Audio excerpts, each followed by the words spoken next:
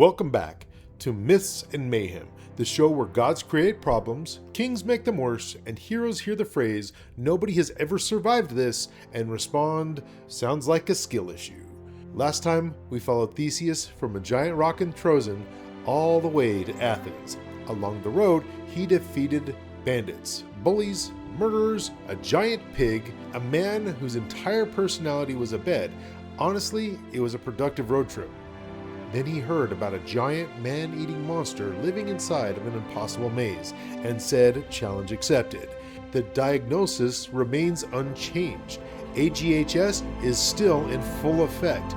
Meanwhile, on Crete, the Minotaur had absolutely no idea any of this was happening. He wasn't plotting, he wasn't preparing dramatic speeches, he wasn't staring into a mirror practicing villain monologues. He was hungry, which unfortunately had been everyone else's problem for years. So our story continues. The tribute ship leaves Athens. On board are 7 boys, 7 girls, and 1 volunteer. The other 14 are understandably nervous. Theseus, he's excited, which is concerning. Imagine boarding a plane and hearing, "Hey, we're headed directly toward a giant monster." Most people panic. Theseus immediately upgrades to first class. At some point, one of these tributes has to be asking, "Nobody survives this. You know that, right?" And Theseus nods. "Yeah, probably." The tribute replies, "Then why are you here?" Theseus shrugs. "I'll probably be fine." "Based on what?" "I don't know. Vibes?" The tribute immediately regrets asking. Now here's the thing. Confidence is important.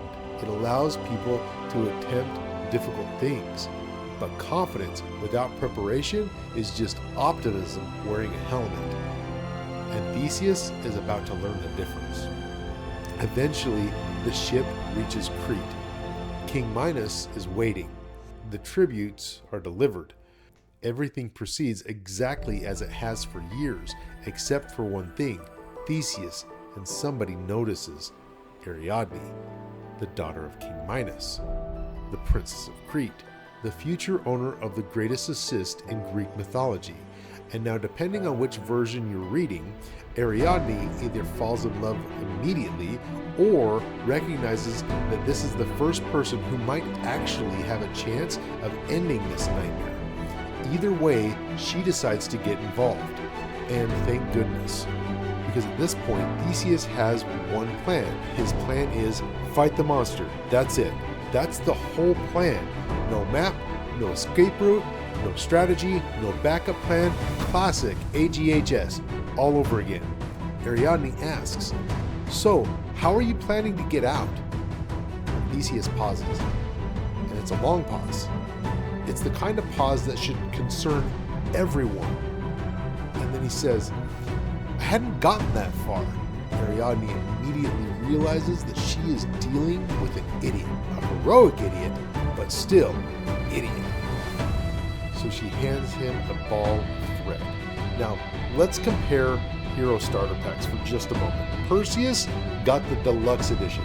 Magical equipment, divine assistance, Athena practically serving as mission control. Theseus gets the $1 discount package. Ariadne hands him craft supplies. And somehow, craft supplies end up being more useful because strength gets Theseus into the maze. Intelligence gets him back out. Now, let's talk about the labyrinth for a second. People hear maze and imagine the back of a cereal box. It's not that. This was a structure specifically designed to make people regret their life choices. It's built by Daedalus, which explains a lot because every time Daedalus appears in mythology, somebody ends up trapped somewhere. The man had a very specific set of skills. You already know the highlights of the giant wooden cow, the Minotaur containment system. In a future episode, what could only be described as an aviation-related overconfidence. Hallways twist in every direction. Dead ends appear everywhere. Entire sections look identical. Common sense is nowhere to be found. At this point, the labyrinth is famous throughout Greece. People talk about it the same way we talk about haunted houses, except this haunted house actually contains a giant monster, which is generally considered a drawback. Somewhere in Athens, Aegeus is worried. Somewhere in Crete, Ariadne is worried. And somewhere inside this maze from hell is the Minotaur, hungry, alone, and completely unaware that mythology's latest outbreak of AGHS just walked through the door. The morning arrives. The gates open. The tributes enter. Massive stone doors slam shut behind them. And suddenly, everything becomes very quiet. Too quiet. The kind of quiet horror movies used right before somebody makes a terrible decision. Theseus ties the thread to the entrance. The string begins unrolling behind him. Simple, effective, and frankly revolutionary compared to Greek hero plans. For the first time in Greek mythology, someone was prepared. Historians, they're stunned. Darkness grips people. The sounds of the outside world disappear. And for the first time of his entire journey, there's no enemy standing in front of him. No club guy, no pine tree guy, no cliff guy, no bed guy, just silence. And honestly, that's probably worse, because your imagination can create things far scarier than most monsters. Then, something moves. Heavy footsteps, slow footsteps, the kind of footsteps that immediately make you wish you had chosen literally any other hobby. Theseus stops. The labyrinth goes silent. And then he sees it. The Minotaur. Huge, towering, bull-headed, muscular. A living reminder of everything that went wrong in Crete. The Minotaur sees Theseus. Theseus sees the Minotaur. And they both think the same thing. Oh, there you are. The Minotaur charges, which honestly isn't surprising. The surprise would have been if he had opened up with a conversation. The stone beneath his feet shakes. The labyrinth echoes, and suddenly everything Theseus had ever heard growing up became real. The stories, the legends, the nightmares, the monster at the center of the maze. Now we've already spent an entire episode talking about the Minotaur. We know where he came from. We know how he got here. We know he never asked for any of it. But knowing the backstory and standing in front of the creature are two totally different experiences, because the Minotaur was enormous, part man, part bull, all muscle, massive horns, and years of anger. Imagine spending your entire life trapped in a maze. Imagine every human being you've ever met arriving with the expectation that one of you wasn't leaving. That was the Minotaur's life. And now, for the first time, somebody had entered the maze looking for him. The horns missed Theseus by inches. The stone wall behind him exploded. Dust filled the air. And suddenly, Theseus realized something. This wasn't another roadside bandit. The club guy didn't smash through walls. The cliff guy didn't have horns.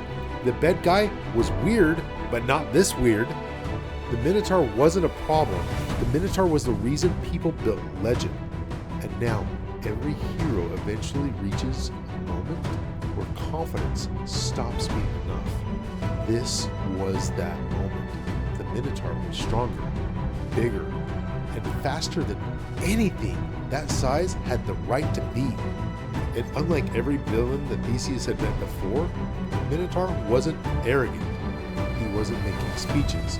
He wasn't explaining his evil plan. He wasn't standing around waiting for the hero to finish talking.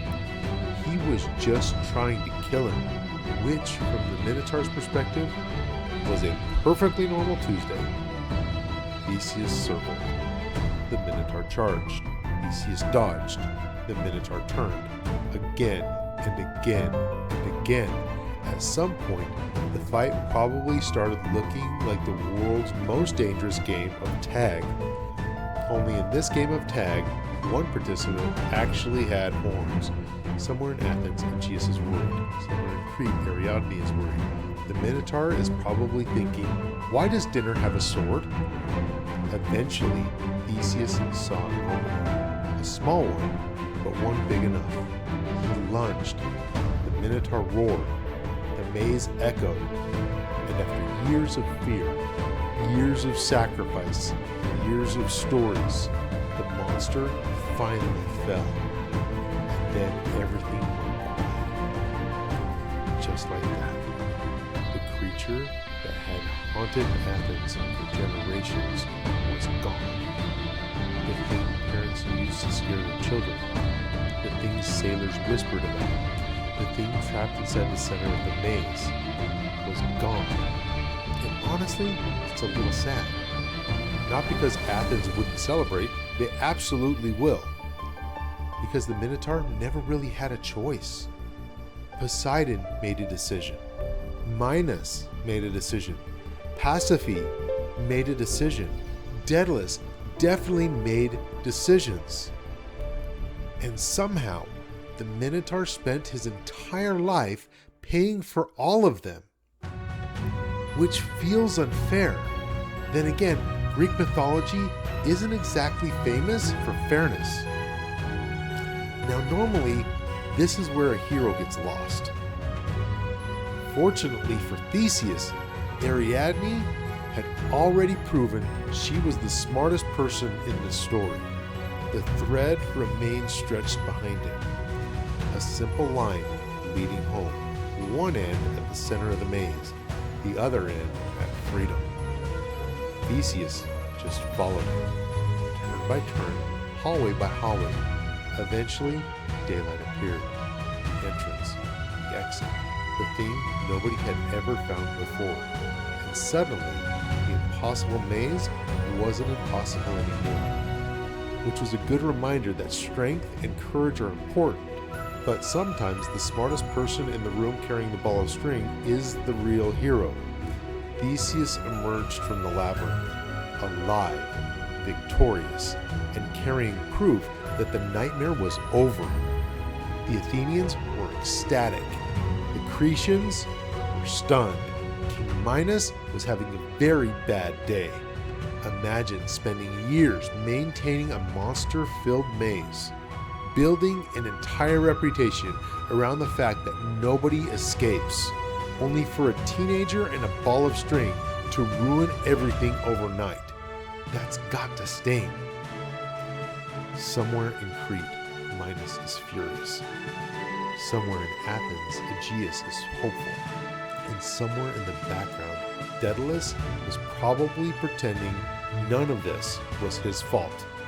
Again. Theseus, he escapes. The surviving tribunes, they escape. Ariadne, she escapes. And the nightmare was over. Or at least it should be.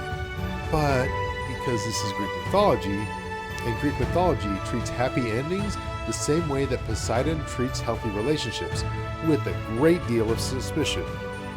Now, depending on which version of the story you're reading, things get a little bit complicated here, which is true for most stories involving gods. Sometimes Theseus abandons Ariadne. Sometimes Dionysus gets involved. Sometimes fate decides to remind us who's really in charge. The details change. The outcome, it doesn't. Theseus eventually sails home, victorious, celebrated, alive, and carrying the greatest victory of his life, which is when he makes a mistake. Not a monster mistake, not a king mistake, not even a god mistake, a human mistake, the kind of mistake that anybody could make, the kind that changes everything. Now, before Theseus left Athens, Aegeus gave him one instruction. One. Not 10, not 20, 1. And that instruction was, if he survived, he was supposed to replace the ship's black sails with white ones. That way, Athens would know if he was alive. Simple, reasonable, difficult to mess up. The problem is, Theseus forgot. That's it. That's the tragedy. After surviving the road to Athens, after defeating every criminal in Greece, after navigating the Labyrinth, after killing the Minotaur, after escaping Crete, he forgot the sails. Meanwhile, Aegeus waits. Every day he watches the sea. Every day he hopes. Every day he worries. And if you're a parent listening to the story, you probably understand exactly how he feels. Then the morning comes when he sees the ship. The black sails are still flying. In that moment, he believes his son is dead. The grief overwhelms him, and Aegeus throws himself into the sea. Which is why, according to the myth, it becomes known as the Aegean Sea. And the heartbreaking part is that Theseus is alive. He's been alive the entire time, and his father just doesn't know it. Sometimes the greatest dangers in mythologies are monsters, and sometimes there are mistakes. Eventually, Theseus arrives home. The city celebrates. The Minotaur is dead. The tribute is over. Athens is free. Theseus has done everything he set out to do, except now his father's gone. And suddenly, the victory feels different. That's another thing that mythology loves teaching. Success doesn't erase consequence. You can make the right choice, do the brave thing, save the day, and still have to live with the things that you missed along the way. Theseus, he becomes the king. His legend grows. His name spreads across Greece. His greatest adventure becomes one of the most famous stories ever told. A prince entered a maze. A monster waited inside, and only one walked out. Next time, we begin our coverage of Heracles and all of his adventures. Until then, stay curious, stay legendary, and remember, when somebody tells you to pay attention in arts and crafts class, you should probably listen, because when a giant man-eating monster shows up, the ball of string might just be as useful as a sword. Until next time. And if you're enjoying Myths and Mayhem, hit that like and subscribe button so you don't miss any future episodes.